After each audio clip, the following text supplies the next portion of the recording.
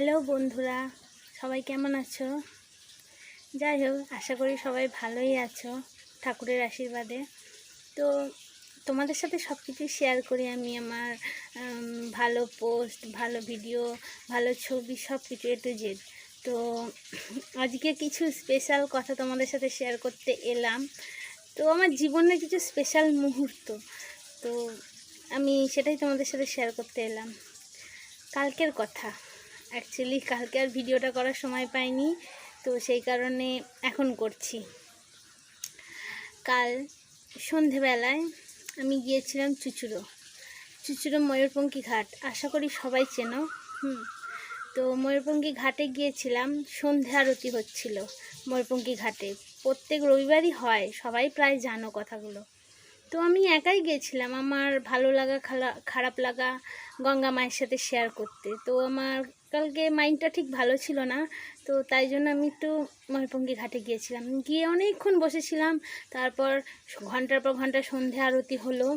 তো তারপর 7:30 নাগাদ আমি যখন ফিরবো বাড়িতে, ফেরার জন্য আমি দাঁড়িয়ে আছি ময়ূরপঙ্খী ঘাটের যে ময়ূরটা আছে বসার ধাপিটা, তো সেই জায়গাটায় আমি দাঁড়িয়ে রয়েছি। হঠাৎ করে কালকে দেখি ঠাকুরের কৃপায় আমার 7 বছর পিছনে ফেলে আসা ভালোবাসার সেই প্রিয় মানুষটার সাথে দেখা। হঠাৎ করে সেও আমাকে দেখে থমকে গেছে, আমিও তাকে দেখে থমকে গেছি। কোনো রাগ অভিমান নেই। সে যখন আমাকে দেখলো, এক মুখ হাসি নিয়ে দেখলো, আমিও তাকে যখন দেখলাম এক মুখ হাসি নিয়ে দেখলাম। খানিকটা পিছনে তাকিয়ে দেখি সে দাঁড়িয়ে গেছে আমার জন্য। তো আমিও এগিয়ে গেলাম।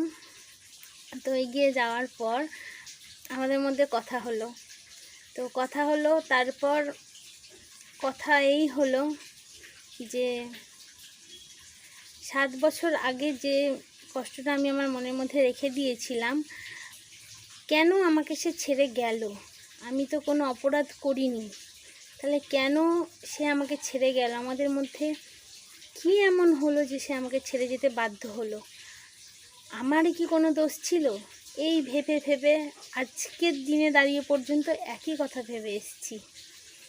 তো কাল যখন তার সাথে আমার দেখা হলো, কথা হলো, খানিকটা পথ আমরা একসাথে হেঁটেও গেলাম। যাওয়ার পর একটা চায়ের দোকানে, নর্মাল চায়ের দোকানে দাঁড়িয়ে চা বিস্কুটও খেলাম। তো সে একটা বিস্কুট হাতে করে নিয়ে আসলো আমার জন্য। বিস্কুটটা হাতে করে নিয়ে আসার পর আমি খাচ্ছি, খেতে খেতে জলও নিয়ে এলো সাথে করে। তো জল নিয়ে আসার পর আমি তখন তাকে বললাম যে না, আমি জল খাবো না, আমি বিস্কুটটাই খাচ্ছি, শুধু চাটা খেয়ে নেবো। তো সে এখনও সেই আগের মতোই অধিকার দেখিয়ে আমাকে ধমক দিয়ে বলছে, না জল খাও, জল না খেলে পারে অম্বল হয়ে যাবে তোমার, খাও, বিস্কুট খাওয়ার পর জল খেতে হয়, তারপর চা খাবে। তো জিনিসটা দেখে আমার এত ভালো লাগলো, বিশ্বাস করবে না তোমরা, আমার চোখে জল এসে গেছিলো রীতিমতো। আমি কোনো রকমভাবে জলটা চোখে সামলে নিয়েছিলাম। দিয়ে তারপর আমি ওকে একটা কথাই জিজ্ঞেস করলাম যে তুমি কেন ছেড়ে গেলে আমাকে? আমার কি অপরাধ ছিল সেটা কেন তুমি বলে গেলে না? তখন সে বলছে, তোমার কোনো অপরাধ ছিল না, আমি ফ্যামিলির জন্য তোমাকে ছাড়তে বাধ্য হয়েছিলাম, আমার ফ্যামিলি আমাকে বাধ্য করেছিল তোমাকে ছাড়তে, তোমার কোনো অপরাধ ছিল না। এই কথাটা শোনার পর আমার মানে চোখ ভরে জল পড়বে অবস্থা এমন।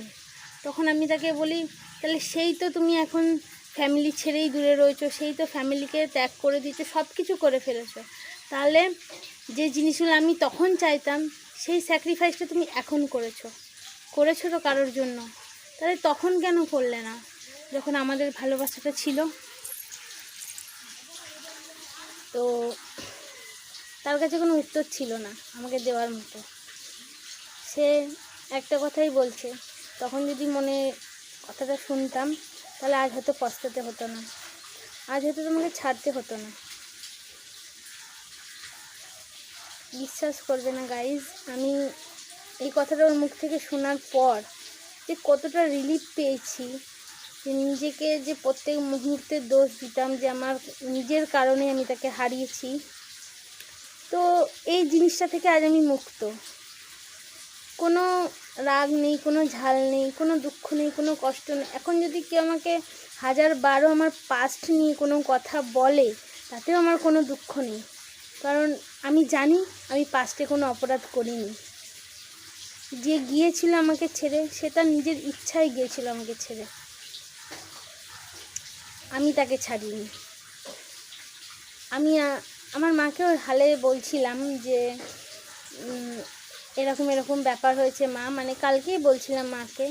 তো মাও তখন শুনে মানে খুব খুশি হলো ব্যাপারটা, যে আমার কোনো দোষ ছিল না ছেড়ে যাওয়াতে, সে তার ফ্যামিলির জন্য আমাকে ছেড়ে গিয়েছে, আর এখন তার জন্য আফসোস করছে।